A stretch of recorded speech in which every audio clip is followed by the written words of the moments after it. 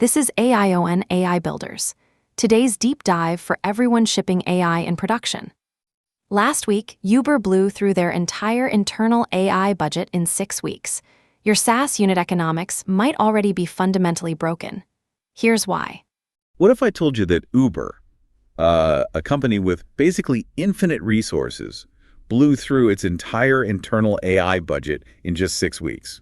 I mean, it's completely wild. It's the ultimate wake-up call if you're building a SaaS product right now. Seriously. Yeah. Your unit economics might already be fundamentally broken, and you just don't know it yet. Yeah, we spent the last 2 years assuming generative AI would just neatly slot into existing enterprise budgets. Which it definitely is not doing. So welcome to this deep dive. If you're an AI or SaaS founder or, a fund of funds operator allocating capital, this is your rapid-fire, zero-padding briefing right before your Monday team stand-up. And we really need to move fast today because the headline driving everything is this AI cost ceilings, power shifts, and longevity converge for the faux lens. Right. And looking at today's intelligence, specifically the AION daily briefing, we need to bring a really critical lens to this. Absolutely, because the briefing gives us great raw signals from like Stratechery and Chamath, but it treats them as totally isolated events. Yeah, just bullet points in a newsletter. Exactly. Our mission today is to connect the dots. Over the next 6 to 12 months, these signals actually map out a massive structural repricing of capital and distribution. Okay, so let's start with that Uber bombshell. They had to put a hard cap on employee AI usage after just a month and a half. Right. It's like offering an all-you-can-eat buffet, but realizing your customers are competitive eaters. Yeah. The math just completely breaks. It breaks instantly. And the source analysis rightly points out that AI lab pricing, like that arbitrary $20 ChatGPT subscription, was never actually grounded in cost recovery. No, it was just a marketing guess to get users, right? Exactly, just a subsidy. But the critique here is that the briefing doesn't go far enough. They treat this like a procurement speed bump. Like it's just enterprise friction. Yeah, but the second order effect is that this is an existential threat to agentic web monetization. Wait, let's unpack that. Because every founder listening right now is pivoting to autonomous AI agents. Right, but think about the SaaS model. It's historically priced per human seat. Humans have limits.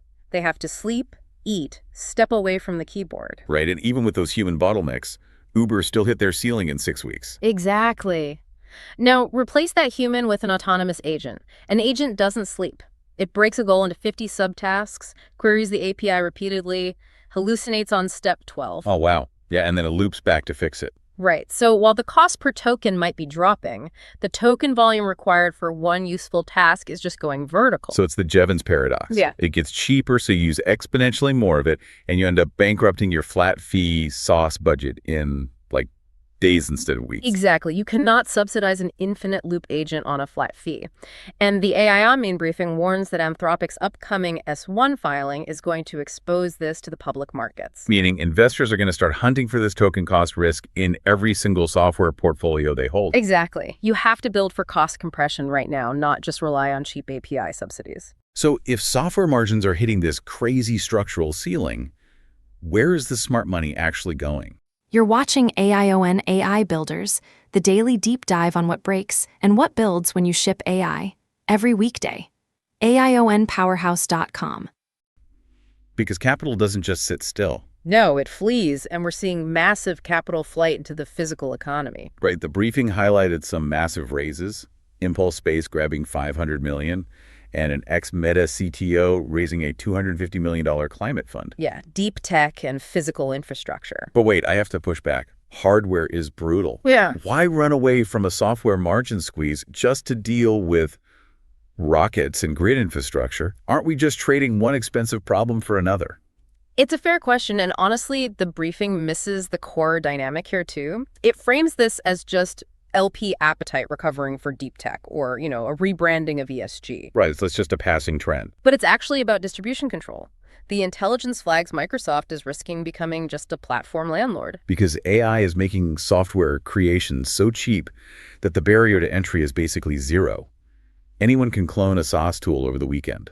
Exactly. So if digital moats are evaporating, investors want physical moats. You can't use an LLM to hallucinate a rocket engine into orbit. Oh, wait. Yeah. Physical infrastructure represents distribution that software cannot easily disrupt. And we're seeing this compound in public markets too, right? With the SpaceX IPO trajectory reshaping 401k allocations. Yes, mechanically.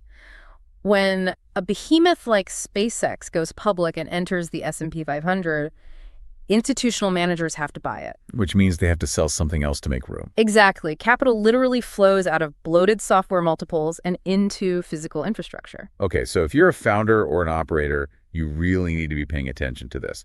But how does a digital founder survive this? Well, that pulls us into the final cluster of signals, which honestly might be the most fascinating part. Yeah, Chamath's deep dive into longevity and this huge boom in IRL, or in real life, startups trying to reduce screen time. Right, and again, the briefing treats this as a cute counter-narrative to AI, just a coincidence. But you're saying they're deeply connected.